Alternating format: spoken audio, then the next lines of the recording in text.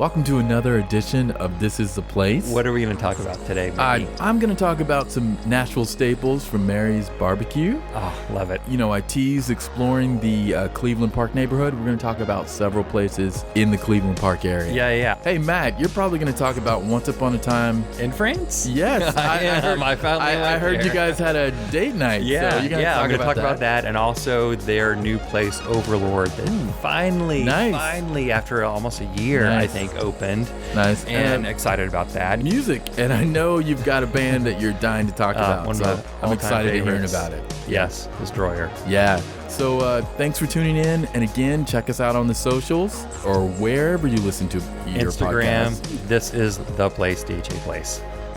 Welcome to This Is the Place, brought to you by We Own This Town, where we talk about and discuss and figure out all the new and exciting bar and restaurant options in Music City. So many options, Tennessee. so many possibilities. Some that closed down. No shortage. A lot of openings though. Yeah, I mean, we got a lot of stuff. Yeah. Has anything closed recently that you're aware of? No. That's what I'm saying. It seems like a lot of stuff is opening. Maybe there is something. I don't know. Do you know anything that's closed? Nothing to talk about, really. I guess there are more openings this time, which is a good thing. Yeah. You know? Yeah. I'm sure if we dive deep, I'm sure there's something that's closed. But there's no need to dive. Let's talk about what's opening then. You know? That sounds good. So Nashville staples. You know, one of them is the Pancake Pantry. Yeah. Pancake Pantry is located in the Hillsboro Village area. Staple. What do they have? They have pancakes. And it's like the place to go. Always a line. Always takes a while to get through. What I've noticed just in the last year or so, with the addition of the Assembly Food Hall, all those Nashville places that you would want to go dine, they're all located downtown. Yeah. Many of them in the Assembly Food Hall. Right. So why not add another Nashville staple to that list of restaurants downtown? Okay. Pancake Pantry. They've opened up a location. It's in the bottom of the new Hyatt Hotel there that's built right there on Malloy. Gotcha. Oh, I do have a closing, but it probably doesn't matter. You can tell me about that later. But anyway, So Pancake Pantry, you're a fan, right? And have you always... I am a fan. Yeah, and when was the last time you stood in that line for some pancakes? Oh, my God. I mean, I'll admit, I am a fan. It's been a long time since I've sat in that line. I mean, I used to go... Within the last 5 years? Yeah. Oh, yeah. I mean, I used to go a lot before I had kids. You get there in the, Sunday morning or Saturday morning, don't mind waiting. 30, 45 minutes, no big deal. Worth the wait every time. Yes, it is. Have you taken the kids there, though, ever? No. Okay, you should do it maybe once. And I'm sure we will do it. Now, they're at the age now to where they, typically don't go underneath the table and crawl on the ground so much. So. Well, I know you go to games and things like that downtown. There's something going on. I'd say definitely check it out. Now, so where did it open up? It's in the bottom of Hyatt Centric. Okay. It's a high rise. It's a Hyatt hotel, but I think they also have residential buildings as well too. Gotcha. There's also another restaurant opening up in the corner there that I can't remember the name of, and it's not open yet. But it's essentially across from... The Hyatt's down near the Omni, right? You've got the Bridgestone building, the actual building, and you've got the Omni Hotel. It's in that cluster of hotels and high-rises. Right. Just a block away from the Commons, all those restaurants on First there across from Ascend. Yeah. If you were walking from Ascend, it would take you 5 minutes to get there.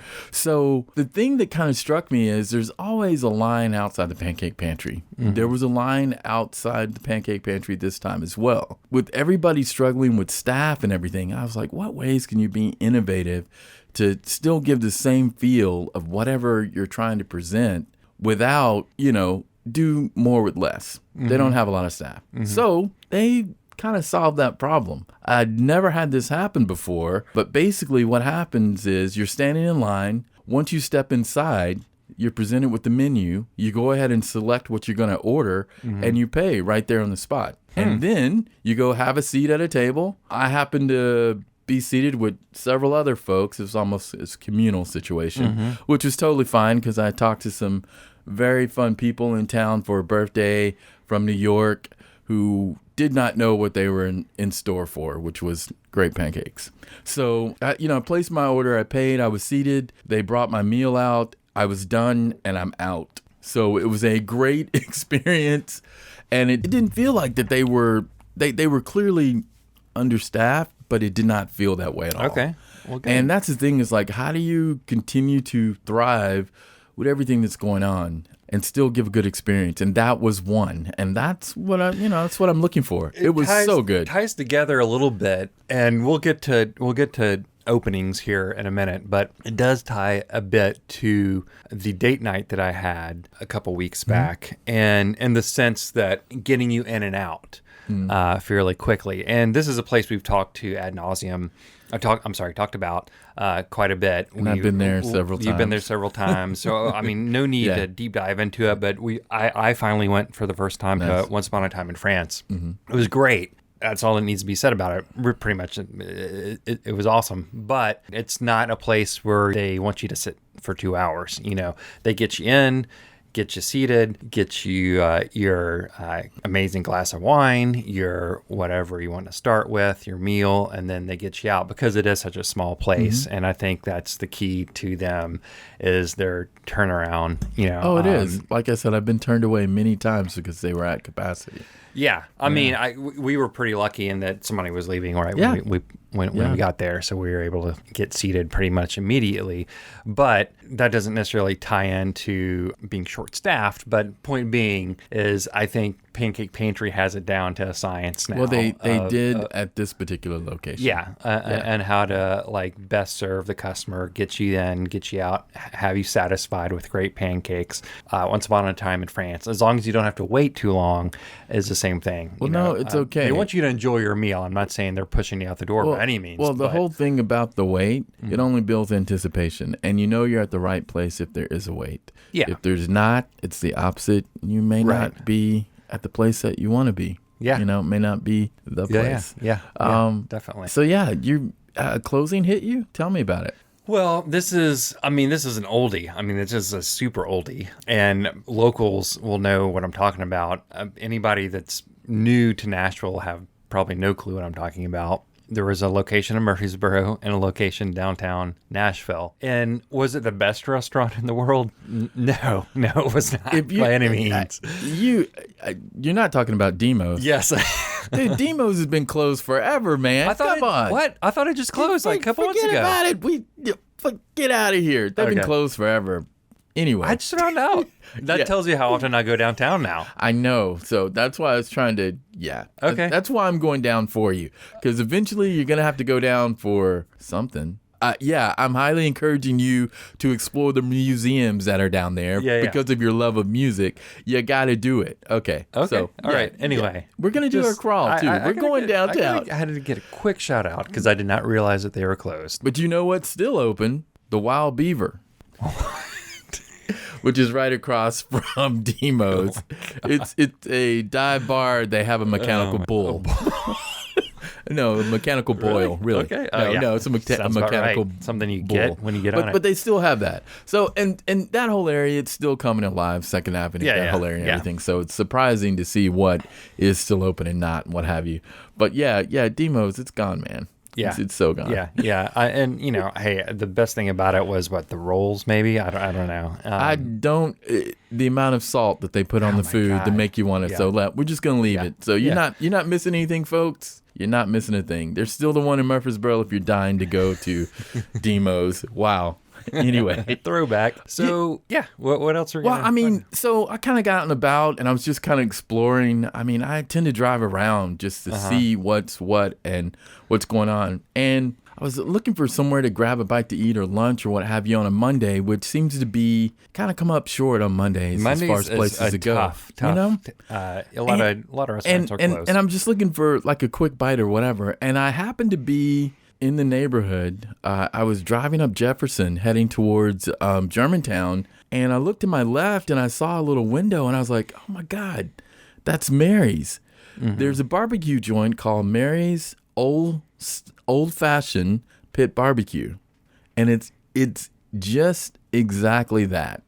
We think about Prince's Hot Chicken, how it used to be on the other side of town, and you go and what have you. Mary's is kind of one of those places that's been around for a very long time. Mm-hmm. And I've not heard anybody talking about it. I've not seen it on anybody's list of barbecue places or what have you. but it is a staple of Nashville, and it is fantastic. I mean, they've got ribs and what have you and all those type of things, but the feature there is the shoulder sandwich. And oh man, that's right up my alley. Yeah, I know. I mean, I thought about you when I had one. Yeah. I was like, Matt, Memphis, come on. And as soon as I took that first bite, it kind of took me back all the way back to my childhood, and it was incredible. It was really amazing. It was so delicious. But it's just a window. Mary's Old Fashioned Barbecue, Pit Barbecue, is located on 1106 Jefferson Street. It's just right there on the corner. Gotcha. Literally, if you're in the neighborhood there by Farmer's Market, you make a left on Jefferson, and it's on the corner. It's just a window. You'll park in the parking lot, walk up to the window, place your order. 10 minutes later or less, your sandwich comes out, and you're on your way. Would you say it's a grab spot? And go? It's a spot. They're low. I mean, they're open late. They're open early, but lunch, dinner, grab and go, anything. Yeah, It's worth. I've never been there all I'm before. saying, it's 100% worth the trip to grab it and get it and go. But like I said, it's just a little window. You pull up, they take your order, it comes out, and I literally ate the sandwich. And after I completed it, ate the sandwich in my car. It's not a neat thing to do, but it's got slaw on it. It's got the wax paper, I mean, oh my gosh. And it was so delicious. I'm getting so hungry I was right like, now. what can I do next? Yeah. I went and had a beer. But anyway, but I didn't know where else to go. But yeah, it's one of those I will spots check that that out. you have to check out. I'm sure it's been around for years, and I just didn't know about it. No, and the thing is like some folks may have been there but just forgot about it. I remember years ago there were places where you could get goat and what have you, all kinds of different varieties of barbecue, and they just don't get talked about that much. And they're still there. They haven't gone anywhere. Yeah, I mean the neighborhood knows about them. They don't need to do big advertising. Well, the locals, they know about it. Yeah, exactly. So, exactly. Awesome. But it was great. It was fantastic. I've been checking out sandwich shops and what have you just to kind of find out what's going on, because that seems to be a thing. Yeah. There's an Instagram page, I think, that's about that. It's talking about the best sandwich in town, and it's nonstop. And if you go to Hidden Gems, if you go to their Instagram page, it's like, where's this place? I've got to have that sandwich. So I was kind of exploring, just kind of seeing what's out there, what's out and about. Well, I'm excited to do a little exploring very soon. So since I'm a family man, it is springtime, the kids want to get out, I want to go to a restaurant that might be family friendly. So we did go recently to Smith & Lentz, just a quick shout out to them. Mm-hmm. Great pizza, great beer. Yeah. I mean, a couple of my favorite beers are Smith & Lentz beers. But great back area to hang, very family friendly. Just a quick shout out to them. Yeah. We'll be back a lot this spring there, but also something that's brand new, that place that will be opening. It might be a little while, but Highwire Brewery, which is based in Asheville, North Carolina, not Nashville. Mm-hmm. They are opening a family-friendly tap room in the Gulch area, and I'm pretty excited about that. I mean, tap room, I'm there. I definitely like Highwire quite a bit. I've been there before in Asheville. It's a great brewery. Excited that they are opening one here. It looks like they are about to spread their wings quite a bit. They're opening one in Birmingham, opening one here, opening one in Charlotte, all within the next year. So they're really ramping up their breadth of where they're going to be located. So anyway, it looks like it's going to be very family friendly, and we'll see when that does open. But yeah. I wasn't really going to talk about beer, but after that sandwich at Mary's, I mean, I was just kind of making a day of getting out and about. It was a beautiful day. And there is a brewery in the Germantown area called Monday Night Brewing. I'm not familiar with it. Yeah, it is. They've been around for a minute. Mm-hmm. It's located on 1308 Adams Street, and basically that's in Germantown. But say you're in the heart of Germantown and you just started heading towards the river. You know how it's just mostly what used to be industrial buildings, and you're right there on the river. Well, it's in one of those old buildings. Okay. I mean, there's a lot of construction going on around it. There is, yeah. In fact, while I was there, I just got my beer, and they're like, "Hey, I just want to let you know that in about 10 minutes or so, there's going to be an explosion." And, the beer, there was an explosion of flavor, but Right. that's not what they meant. Yeah. And it was comical. It was funny. And they were like, yeah, I just want to let you know it's going to happen. And sure enough, there was a blast of dynamite. But Man. I was Blasting old Nashville out of the Hey, sky. but still, that's how we are. It's progress. So I was there, and it was probably afternoon. It was a beautiful day. And the place is very picturesque. If you go to their Instagram page, you will see many different areas to kind of hang out and have a drink and what have you. I could see you taking the family as well too on a very nice day. It's incredible place. Lots of selections of beers. I personally had a sour beer that was incredible. I would give you the name of it, but it escapes me at the moment. It's okay. But it Just an reminded excuse me for of me to go and figure it out. It kind of reminded me of like tailgates selections of beers. Gotcha. But it was great. I mean, and it's not just for Monday nights. That's kind of how they got the name. It was just a group of guys that got together on Monday and they brewed their own beer. Oh, okay. And they would share it amongst friends or what have you. And then it just kind of grew into a thing, and it's a great place That's to how go. it happens. Yeah, but you've got to check it out. It was a highlight for that day. It was a really good day. Yeah, I will. Well, I want to talk about one more opening before we kind of get into the meat of what you want to talk about in the area. And I mentioned our date night where we went, and so there was a Wait, you and Libby? Libby and I, yes.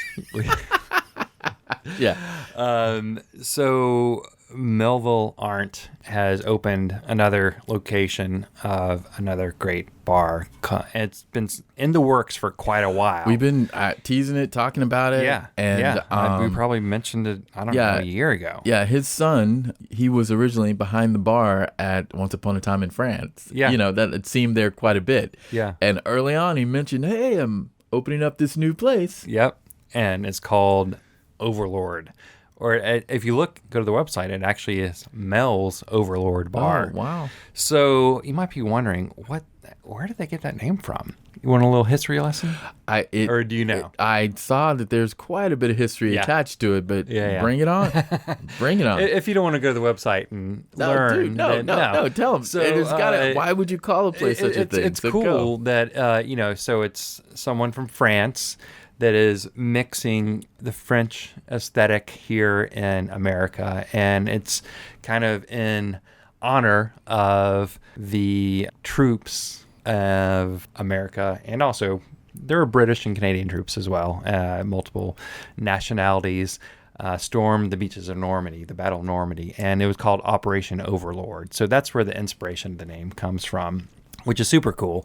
And so they opened it, I think, sometime just in the last month finally. And it is a little different. So we've talked about Authentique, which is strictly a wine bar. This has a lot more options than Authentique. Style-wise, it definitely is similar. I mean, you see the through line between Once Upon a Time, Authentique, and Overlord. I mean, the aesthetic is there. It's very French. It's very French. It's very French, which is great. But other than that, there's definitely differences between all three of them.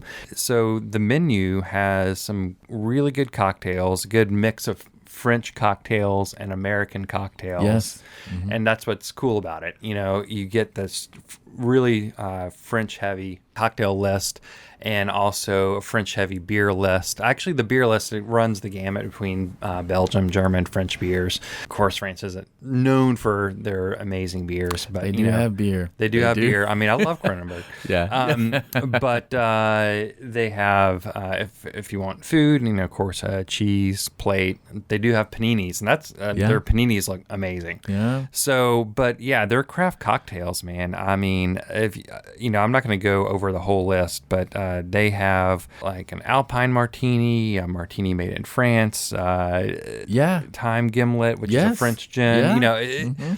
Again, a lot of these bars and restaurants that are opening up, they kind of like cross each other a little bit. This is something that just stands out. It's just completely different from anything else in town. Well, they stand out. I mean, they have 3 signature places. Started Once Upon a Time in France, Authentique, and now Overlord.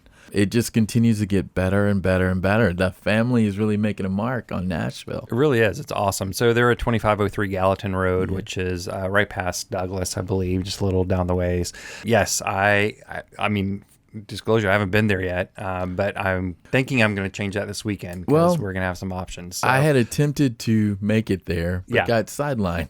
It happens.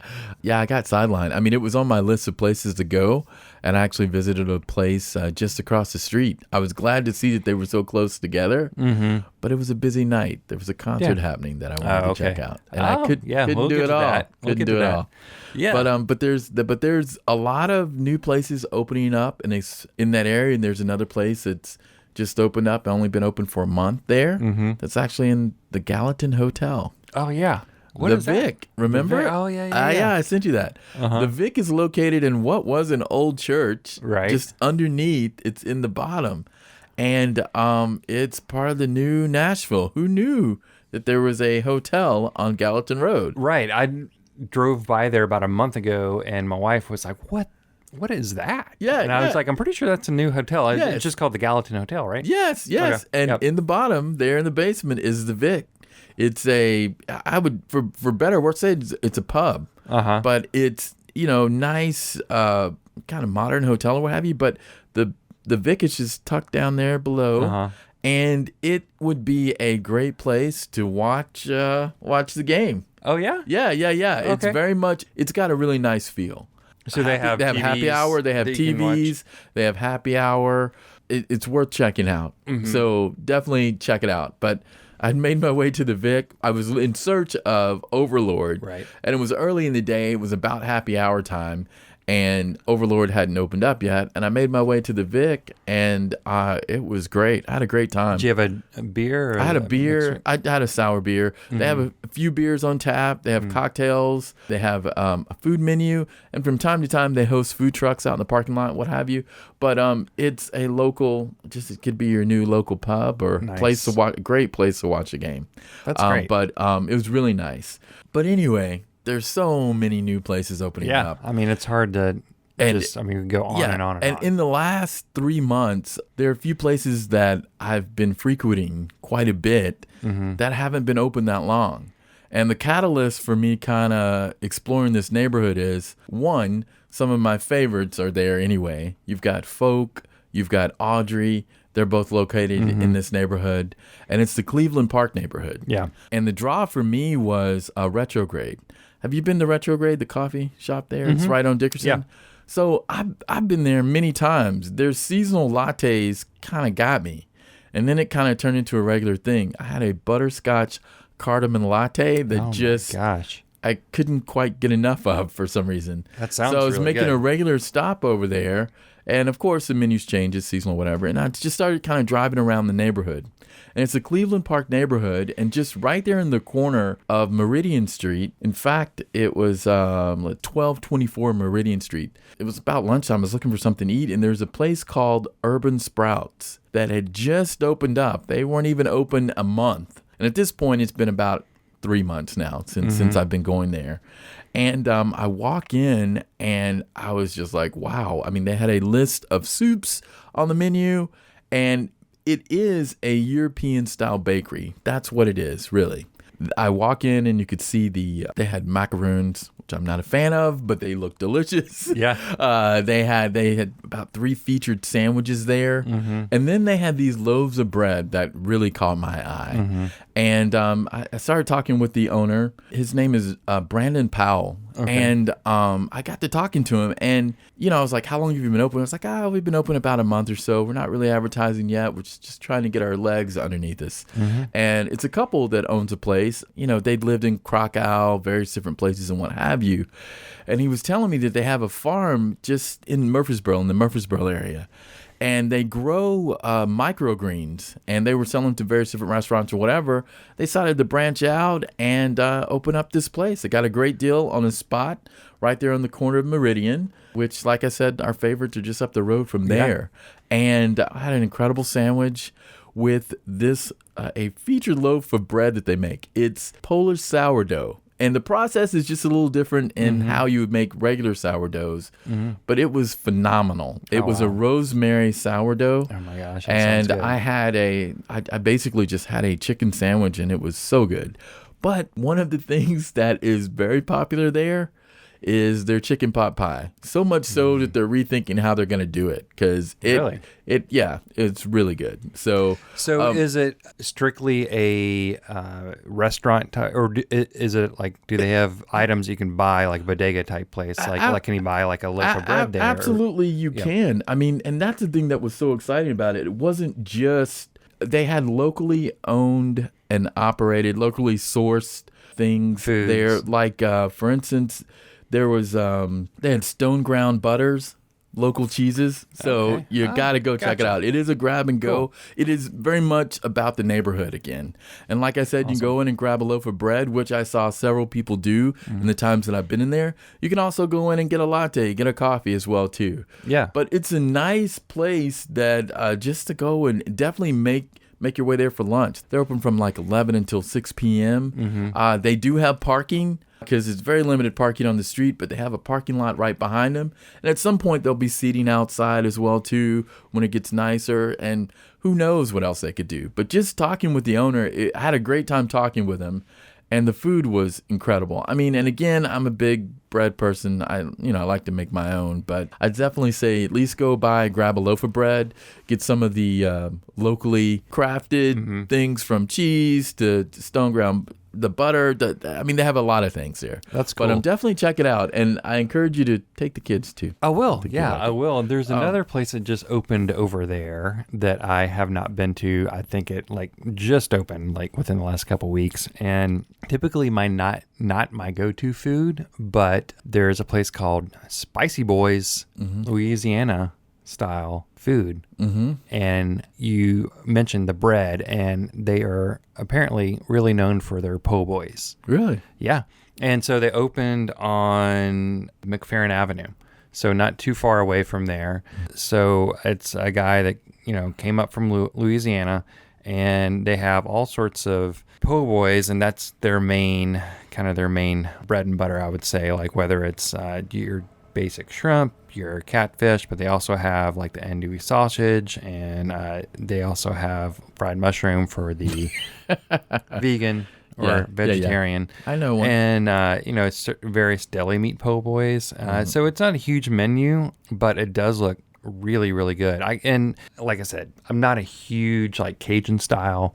I'm not typically drawn to that, like gumbo, etouffee, that sort of stuff. But when it comes to po' boys, because I do love bread, I'm all about it. So I'm going to be going there real soon. So I might have to go there and then stop by Urban Sprouts too. Definitely check them out. There are two other businesses. I know we've talked about Plain Jane's or mentioned them at least. Yeah. Black owned and operated bar that's located also in the Cleveland Park area. It's got a very cool vibe. I actually popped in there for happy hour not too long ago. Great selection of cocktails. I like it when it's simple. There are about 8 selections on the wall. You go in, you get it, and you just hang out. It had a really cool vibe. And it's around the corner from Coneheads, which I know that you guys have talked about as well, too. Same folks, I believe. Yeah, so definitely wanted to give them a shout out. And the place that really got me, I happened to stumble upon it again because I just left Urban Sprouts, and there was like a grand opening, and it was like in the heart of the neighborhood, and it looks like it's in a new development of maybe condos or what have you, just tiny, just there on the corner of Douglas Avenue at 3047, just up the road from Urban Sprouts. And again, black owned, operated. It's called All People Beverage Hall. Okay. And I walk in, and it's a very fun atmosphere, and it's clearly people who live in the neighborhood. There was a line out the door. And basically, it's kind of like, have you been to some of the pour your own places as far as beer goes? Okay, so essentially, you go in, you can purchase a card with so many credits on it, and you're kind of like a member. You go in, you'd walk in, there's a place where you can actually go, you grab a glass, sit it down, and you select the beer that you want, and you pull a handle in it, fills up. And I was like, this is different. If you're a member, do you have your own glass there that you keep there? No. They have an assortment. Nostalgia of Bosco's. No. Or the Flying Saucer. No. Yeah. No, it's not Bosco's. But they had a great selection of beers on tap. And like I said, a very fun atmosphere. But it's called All People Beverage Hall. also coffee. So I went back the following morning to check out the coffee. And they had quite the coffee selection as well. Well, quite the coffee. They have a selection of coffees. It was totally different vibe in the morning. But again, it was folks in the neighborhood. So, you know me, I'm all about neighborhood spots. And I mean, just be able to walk around the block and grab a cup of coffee is a thing. So is it like at night, like a pub atmosphere, and during at the night, day, at night, very much a pub atmosphere. I mean, people are just kind of hanging out, having a good time, and like I said, I mean, you load up your card and you have credits and you keep using it until you're out.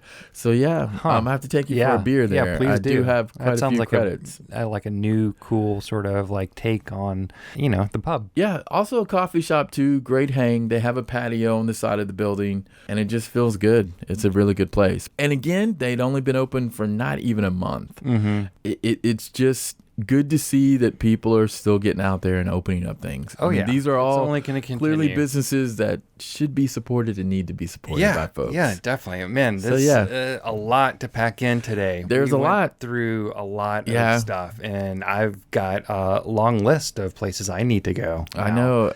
Yeah. I mean, I know that is, you've been out and about, and thank you for they're all in your neighborhood, Matt. They're all in your neighborhood, so I'm holding you to it, man. Close to my neighborhood. 10 minutes away. Yeah. 10 minutes. Yeah. I mean, for me, I'm really getting tired of driving 25 minutes for a cup of coffee. Right. Donaldson's not so hip. And retrograde is what got me. I kept going there for the coffee, and I'm like, what am I doing?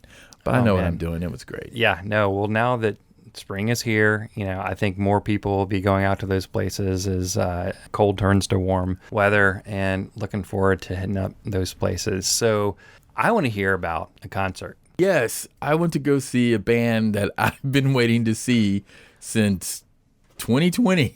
Yeah. Since the pandemic. We had actually. I know you had tickets. I was going to go to Chicago. Yeah, I know.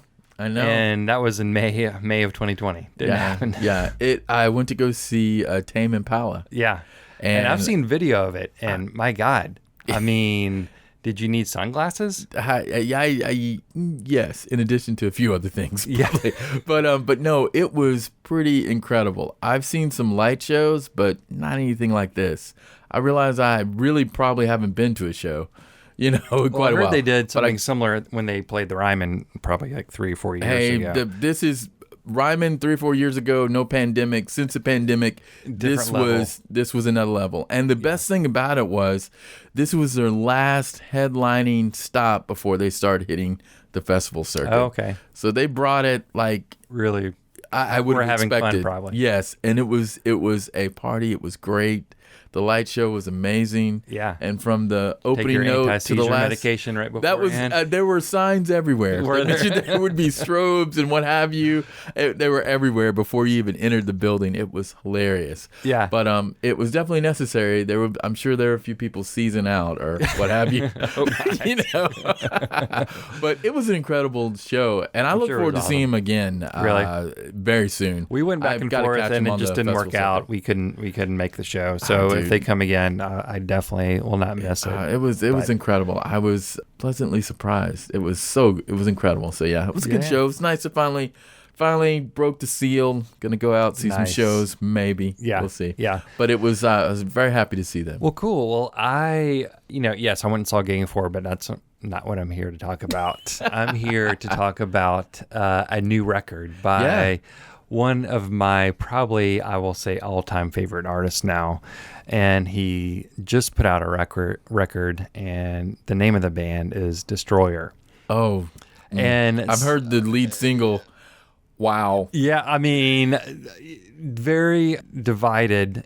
People typically either really like Destroyer or they do not like Destroyer at all. I was a part of that camp. No, I mean, I've been a fan of Destroyer for quite a while, but I mean, I think the first time I heard Destroyer probably 15 years ago, I was like, this guy sounds like a pompous asshole, and this music I do not like.